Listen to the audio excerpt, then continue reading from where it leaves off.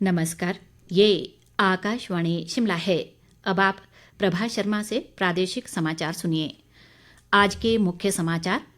मुख्यमंत्री ने कहा, पूर्व भाजपा सरकार ने आज़ादी का अमृत महोत्सव कार्यक्रमों पर 6 करोड़ 93 लाख से अधिक की राशि की खर्च। प्रदेश में अगले साल से यूनिवर्सल कार्टन में बिकेगा सेब। दूसरे राज्यों में भी वजन के हिसाब से बिकेगा हिमाचली सेब। प्रदेश भाजपा ने राज्य सरकार के 10 महीने के कार्यकाल को पूरी तरह विफल बताया। कहा, विकास की गति हुई कम। और प्रधानमंत्री नरेंद्र मोदी कल सुबह 11 बजे आकाशवाणी से मन की बात कार्यक्रम में लोगों से साझा करेंगे विचार। अब समाचार विस्तार से। मुख्यमंत्री सुखविंदर सिंह सुक्खू ने कहा है कि आज़ादी के 75 साल पूरा होने के अवसर पर प्रदेश भर में आज़ादी का अमृत महोत्सव कार्यक्रमों के आयोजन पर तत्कालीन सरकार ने 6 करोड़ 93 लाख 238 रुपए खर्च किए हैं। शिमला में चल रहे विधानसभा के मॉनसून सत्र में आज प्रश्नकाल के दौरान विधायक संजय रत्न के सवाल के जवाब में मुख्यमंत्री ने ये जानकारी दी। उन्होंने बताया कि केंद्र सरकार के आदेशानुसार इन कार्यक्रमों का आयोजन प्रदेश के हर जिला व ब्लॉक स्तर पर करवाया गया। मुख्यमंत्री ने कहा कि केंद्र सरकार ने जब इस कार्यक्रम का शुभारंभ किया था तो स्वतंत्रता सेनानियों को सम्मानित किया था। उन्होंने कहा कि प्रदेश की पूर्व सरकार भी ऐसा करती तो देश को आज़ाद करवाने के लिए अपने प्राण न्यौछावर करने वाले वीरों के परिवारों को सम्मान मिलता, लेकिन भाजपा ने इसे बोझ समझा। सुखविंदर सिंह सुक्खू ने कहा कि प्रदेश सरकार इस योजना को ज़रूरत के आधार पर मनाएगी और ये सुनिश्चित किया जाएगा कि इसके आयोजन में स्वतंत्रता सेनानियों के परिवारों को बुलाया जाएगा। मुख्यमंत्री ने कहा कि विधायक संजय रत्न स्वतंत्रता सेनानी के परिवार से संबंध रखते हैं, लेकिन उन्हें भी इस कार्यक्रम में नहीं बुलाया गया। मुख्यमंत्री ने कहा कि दाड़ी में फ्रीडम फाइटर मेमोरियल का निर्माण किया जाएगा। ज्वालामुखी से विधायक संजय रत्न ने कहा है कि तत्कालीन सरकार ने कार्यक्रम पर 6 करोड़ 93 लाख खर्च किया, लेकिन जिन लोगों ने देश की आज़ादी की लड़ाई लड़ी उनके वारिसों को बुलाया ही नहीं। नेता प्रतिपक्ष जयराम ठाकुर ने कहा कि अमृत महोत्सव केंद्र सरकार द्वारा आज़ादी के 75 साल पूरे होने पर मनाया गया था। उन्होंने कहा कि विधायक ने जो बात कही उस वक्त त्रुटि रह गई होगी, उसका भविष्य में सुधार होना चाहिए।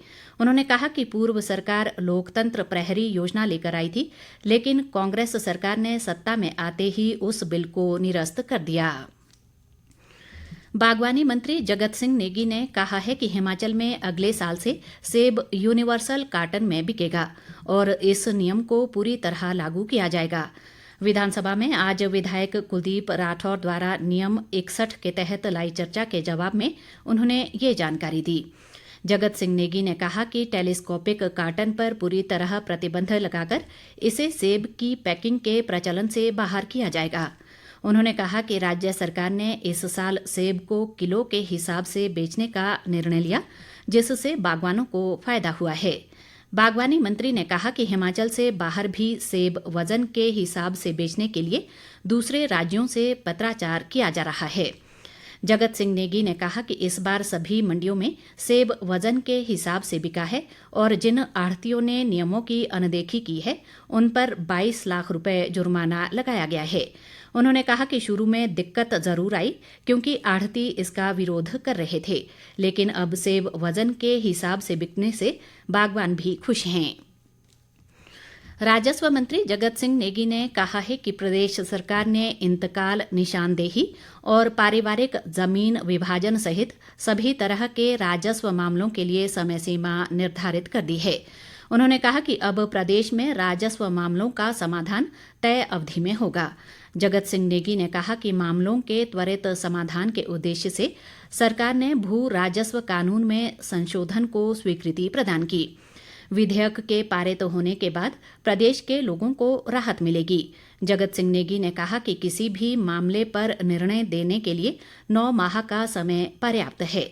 उन्होंने कहा कि इसके बाद भी मामला निपटाया नहीं जाता है तो इसके लिए कारण लिखकर देना पड़ेगा और निर्धारित समय अवधि में केसों का निपटारा नहीं करने वाले राजस्व अधिकारियों की जिम्मेदारी तय होगी। राजस्व मंत्री ने बताया कि इंतकाल के 22,786, निशानदेही के 27,127 और तकसीम के 25,705 मामले लंबित पड़े हुए हैं।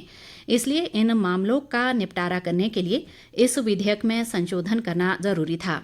उन्होंने कहा कि पूर्व सरकार द्वारा गठित 5 कमेटियों की सिफारिशों को भी दृष्टिगत रखते हुए सरकार ने ये संशोधन किया है। इस बीच राजस्व मंत्री ने आज विधानसभा में स्टाम्प ड्यूटी विधेयक में संशोधन को लेकर प्रस्ताव पेश किया, जिसे पारित कर दिया गया। इसमें जमीन खरीद पर ली जाने वाली स्टाम्प ड्यूटी में संशोधन किया है और महिलाओं द्वारा 80 लाख रुपए तक की भूमि खरीदने पर स्टाम्प ड्यूटी 4% देनी पड़ेगी, जबकि पुरुषों को 50 लाख पर 6% और इससे अधिक की धनराशि पर 8% स्टाम्प ड्यूटी चुकाने का प्रावधान किया है। विधेयक में संशोधन के बाद जीपीए की शुल्क राशि को 100 रुपये से बढ़ाकर 1,000, 150 से 1,500 रुपये और 200 रुपये पर 2,000 रुपये किया गया है। न्यूनतम 1,000 रुपये पर 5,000 रुपये स्टाम्प ड्यूटी करने का प्रावधान है। प्रादेशिक समाचार आकाशवाणी शिमला से प्रसारित किए जा रहे हैं। शाहपुर बाजार में भूमि अधिग्रहण न होने से राष्ट्रीय उच्च मार्ग निर्माण को लेकर उत्पन्न हुई स्थिति का मामला आज सदन में उठा। विधायक केवल सिंह पठानिया ने नियम 62 के तहत इस संबंध में ध्यानाकर्षण प्रस्ताव सदन में रखा। इसके जवाब में लोक निर्माण मंत्री विक्रमादित्य सिंह ने कहा कि प्रदेश में कई 4 लेन बन रहे हैं और शाहपुर में जो मामला है उसी तरह के मामले प्रदेश के अन्य स्थानों पर भी सामने आए हैं। उन्होंने कहा कि ये मामला प्रदेश उच्च न्यायालय में विचाराधीन है, इसलिए इस मसले पर अभी कुछ कहना ठीक नहीं है। विक्रमादित्य सिंह ने कहा कि पठानकोट मंडी 4 लेनिंग के काम में भी इस तरह की शिकायतें आई हैं। प्रदेश में इस तरह की शिकायतें जहां पर भी आई हैं वे सरकार के पास हैं और ऐसे मामलों में सरकार ने मिल बैठकर मामलों को सुलझाने का प्रयास किया है। उन्होंने कहा कि इस मामले में हाईकोर्ट जो भी आदेश देगा उसका पालन किया जाएगा और सरकार ये सुनिश्चित करेगी कि स्थानीय लोगों के हितों को सुरक्षित रखा जा सके। नेता प्रतिपक्ष जयराम ठाकुर और प्रदेश भाजपा अध्यक्ष राजीव बिंदल ने कहा है कि वर्तमान कांग्रेस सरकार अपने 10 महीने के कार्यकाल में पूरी तरह फेल साबित हुई है। आज शिमला स्थित विधानसभा में दोनों नेताओं ने एक संयुक्त प्रेस वार्ता को संबोधित करते हुए कहा कि राज्य सरकार जन आकांक्षाओं और अपेक्षाओं के विपरीत चल रही है।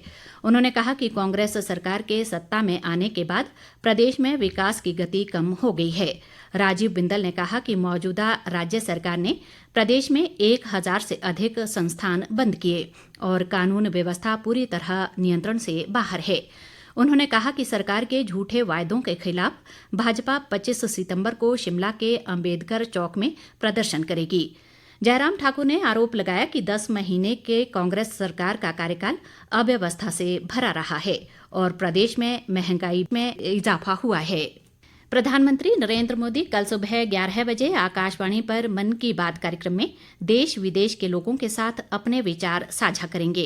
ये मासिक रेडियो कार्यक्रम की 105वीं कड़ी होगी। ये कार्यक्रम आकाशवाणी और दूरदर्शन के समूचे नेटवर्क पर प्रसारित किया जाएगा। इसके साथ ही ये आकाशवाणी वेबसाइट तथा news on AIR mobile app पर भी उपलब्ध होगा। मन की बात कार्यक्रम का आकाशवाणी, दूरदर्शन समाचार, प्रधानमंत्री कार्यालय और सूचना व प्रसारण मंत्रालय के YouTube चैनलों पर भी सीधा प्रसारण होगा। ग्रामीण विकास व पंचायती राज मंत्री अनिरुद्ध सिंह ने कहा है कि हमारे जीवन में पढ़ाई के साथ साथ खेलों का भी विशेष महत्व है और अभिभावकों को बच्चों की रुचि के अनुसार उन्हें खेलों के लिए प्रोत्साहित करना चाहिए। वे आज शिमला की राजकीय उत्कृष्ट वरिष्ठ माध्यमिक पाठशाला बल्देया में 4 दिवसीय अंडर 19 छात्राओं की मशोबरा जोन की खेलकूद प्रतियोगिता के समापन समारोह में बतौर मुख्य अतिथि बोल रहे थे। अनिरुद्ध सिंह ने इस पाठशाला में अगले शैक्षणिक सत्र में वाणिज्य कक्षाएं आरंभ करने की घोषणा भी की। केंद्र सरकार चीन और पाकिस्तान से लगती सरहदों को मजबूत करने के लिए सामरिक महत्व के सड़क नेटवर्क को मजबूत करने पर विशेष ध्यान दे रही है। सामरिक दृष्टि से महत्वपूर्ण 440 किलोमीटर लंबे मनाली लेह मार्ग को डबल लेन करने के बाद अब 140 किलोमीटर लंबे तांदी किलाड़ संसारी सड़क मार्ग को भी डबल लेन करने की कवायद तेज हो गई है। ये मार्ग लाहौल के तांदी से शुरू होकर जम्मू कश्मीर के पत्नी टॉप में पठानकोट श्रीनगर हाईवे से मिलती है, जबकि लाहौल में यही सड़क तांदी में मनाली लेह हाईवे से जुड़ी है। इस सड़क के बन जाने से आपात स्थिति में पठानकोट से भारतीय सेना आसानी से कारगिल और लेह पहुंच सकती है। अंत में मुख्य समाचार एक बार फिर। मुख्यमंत्री ने कहा, पूर्व भाजपा सरकार ने आज़ादी का अमृत महोत्सव कार्यक्रमों पर 6 करोड़ 93 लाख से अधिक की राशि की खर्च। प्रदेश में अगले साल से यूनिवर्सल कार्टन में बिकेगा सेब, दूसरे राज्यों में भी वजन के हिसाब से बिकेगा हिमाचली सेब। प्रदेश भाजपा ने राज्य सरकार के 10 महीने के कार्यकाल को पूरी तरह विफल बताया, कहा विकास की गति हुई कम। और प्रधानमंत्री नरेंद्र मोदी कल सुबह 11 बजे आकाशवाणी से मन की बात कार्यक्रम में लोगों से साझा करेंगे विचार। इसके साथ ही ये समाचार बुलेटिन समाप्त हुआ। नमस्कार।